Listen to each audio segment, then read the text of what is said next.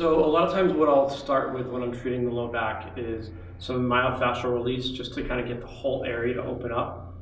So it's just a mix of different treatments. A lot of times I'll start just tractioning the sacrum while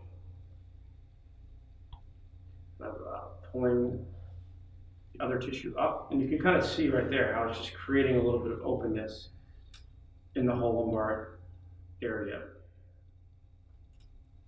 And then what I'll often do is get into the sacrum right in here. This usually feels really good. Open up some of those little, get those little muscles to chill out, so to speak.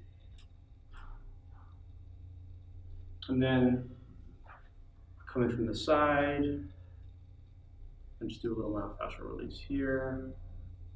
All I'm doing right now is just warming up the tissue, getting it to slide, to move a little better so that when I get into the deeper layers and when we get to the active release, the tissue is warmed up and it's a little more pliable. And then also, so here's the spine right on top of it. I'm not pushing down, I'm pushing, really tractioning up. And so if someone has an excessive lumbar curve and they have any facet joint pain, facets are the little joints in the back of the spine, back sides of the spine. And so I'm just kind of tractioning on the bone here, just to kind of get these joints to separate a little bit, get a little bit of the compression out of the way, so to speak. And so I'm not pushing deep.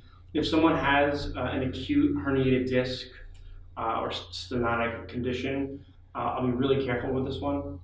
If someone has just kind of tight low back muscles and there's not a big clinical issue, it's just more of a muscle strains and tightness, then I can go a little bit more aggressive. But for someone who's has a more serious issue, it's you never really want to put a lot of direct pressure onto the spine. And if you do, it's got to be very light and careful.